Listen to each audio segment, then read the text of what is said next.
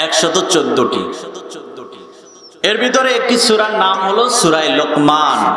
সূরাটির নাম কি বলুন তো? সূরা লোকমান। সূরাটির নাম সূরা লোকমান কেন নামকরণ করা হয়েছে? যেহেতু এই সূরার ভিতরে লোকমান নামের একজন তার সন্তানকে কিছু উপদেশ মালা দিয়েছিলেন, যেই উপদেশগুলো আমাদের মানব জাতির জন্য অত্যন্ত জরুরি, কল্যাণকর। এজন্য আল্লাহ সুবহানাহু ওয়া তাআলা সেই বাপ ছেলের কথোপকথন কোরআনের ভিতরে নাজিল করেছেন এবং এই সূরাটির নামকরণ করেছেন সূরা লোকমান। কোরআনুল কারীমের ভিতরে বিভিন্ন সূরা রয়েছে, যেমন হাতির নামে সূরা আছে, সূরা ফিল।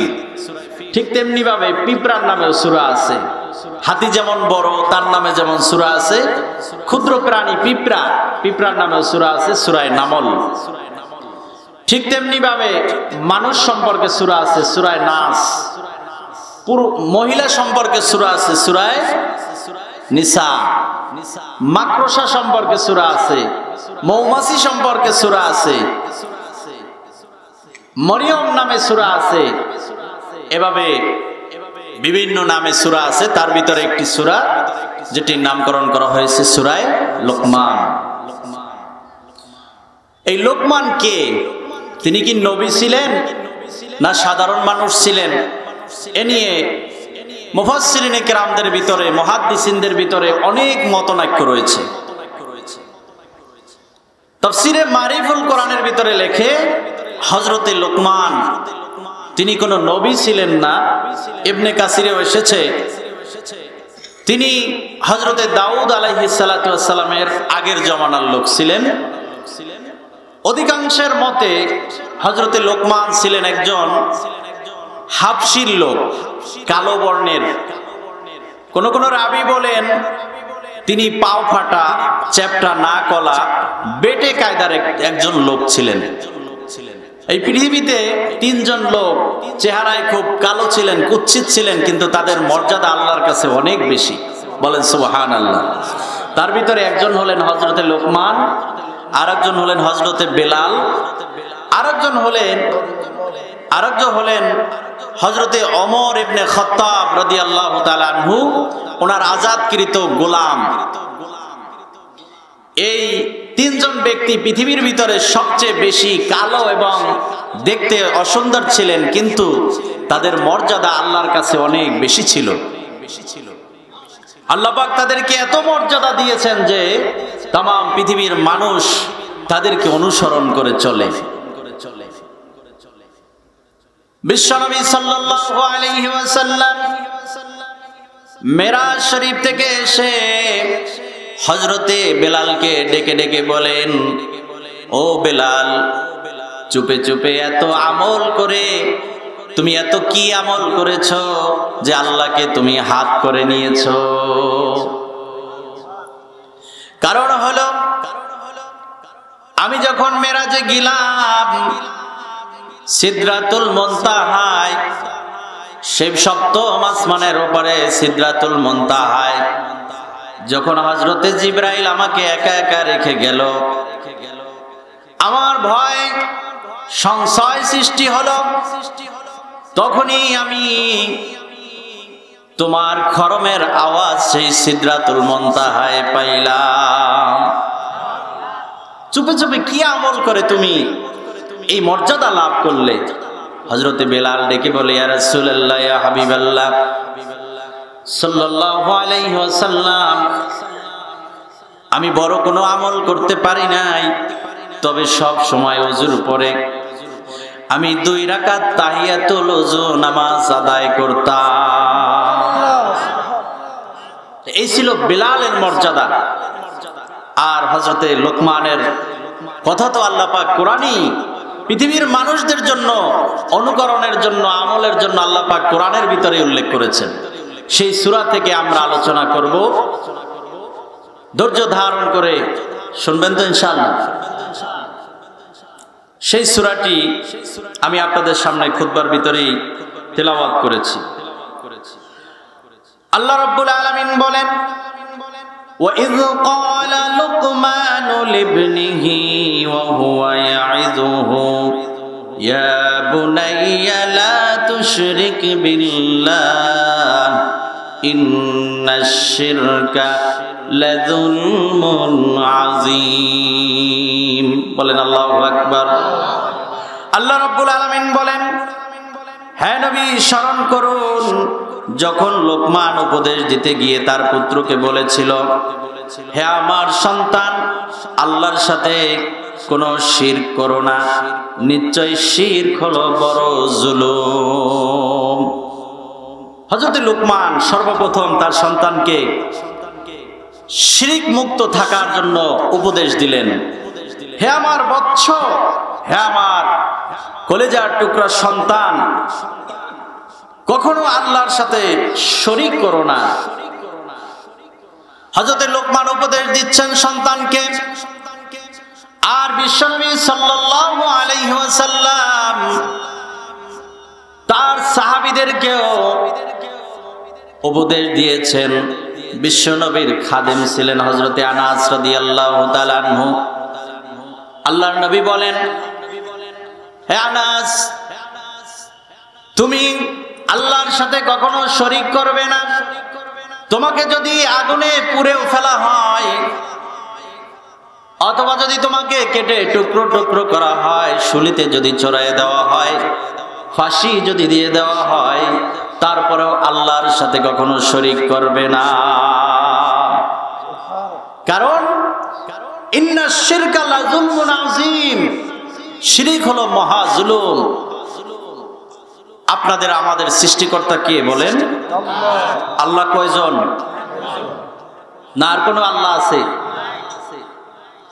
আল্লাহ যে একজনের প্রমাণ হলো, লাউ কানা আলিহাতুন ইল্লাল্লাহ লাফাসাদাতা। আল্লাহ রাব্বুল আলামিন বলেন, এই পৃথিবীতে যদি আমি এক আল্লাহ ছাড়া আর কোনো আল্লাহ থাকতো, তাহলে আসমান জমিনের ভিতরে ফাসাদ লেগে থাকতো। পৃথিবীর সূর্য, চন্দ্র, গ্রহ, নক্ষত্র যা কিছু আছে, একই টাইমে দেখেন সূর্য উঠতেছে, একই টাইমে সূর্য ডুবতেছে। কোনদিন কি লেট হয়েছে বলেন? সব কিছু একই টাইমে চলতেছে, বৃষ্টি হইতেছে, রোদ উঠতেছে, কারোর সাথে কারো সংঘর্ষ নাই। আল্লাহ যদি দুইজন হইতো, এক আল্লাহ বলতো আজকে রৌদ্র লাগবে, আর একজন বলতো না আজকে রোদ দেওয়া যাবে না, আজকে বৃষ্টি লাগবে। দুই আল্লাহ মারামারি হইতো কি হইতো না? সুতরাং প্রমাণ নিতে হবে, যেহেতু আসমান জমিন সুশৃঙ্খল ভাবে চলতেছে, আল্লাহ পাক গ্যারান্টি দিয়ে বলছেন, লাউ কানা আলিহাতুন ইল্লাল্লাহি লাফাসাদাতা।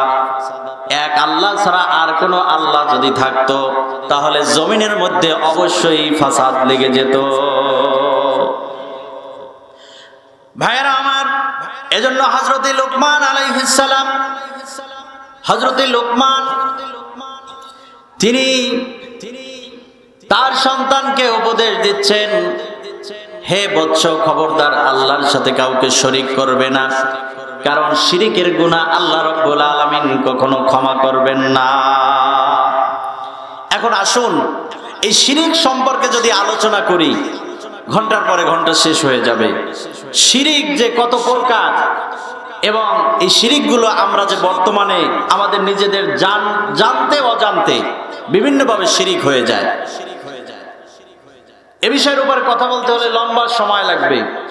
আমি আপনাদেরকে ধারণা দিচ্ছি, শিরক আমরা প্রচলিত যে শিরকগুলো করি, দেখবেন আপনারা অনেক সচেতন মানুষ। আমাদের লালন পালন কর্তা কে? আমরা কিন্তু কোরআনুল কারীমের সূরা ফাতিহাটা প্রতিদিন নামাজের ভিতরে তিলাওয়াত করি, কমপক্ষে 32 বার। কতবার? 15 আর 17। এই 32 বার ফরজ এবং সুন্নাত নামাজের ভিতরে আমরা সূরা ফাতিহা পড়ি। এই সূরা ফাতিহার ভিতরে আমরা পড়ি আলহামদুলিল্লাহি রাব্বিল আলামিন। রব্বুল আলামিন তাম জগতের রব, তার নাম কি বলেন? আল্লাহ। তাম জগতের যিনি প্রতিপালক, তার প্রশংসা আমরা করি। কিন্তু বিপদে পড়লে আমরা সর্বপ্রথম আল্লাহর কাছে যাই না দুনিয়ার ক্ষমতাশীল ব্যক্তিদের কাছে যাই? গিয়ে বলি, স্যার আমাকে এই বিপদ থেকে যদি রক্ষা না করেন তাহলে আমার আর উপায় নাই, আমি শেষ হয়ে গেলাম। ঠিক না ভাই? ঠিক। গাড়িতে অ্যাক্সিডেন্ট করতেছে, গাড়ি চালাচ্ছে ড্রাইভার, হঠাৎ একটা বিপদ থেকে বেঁচে গেল।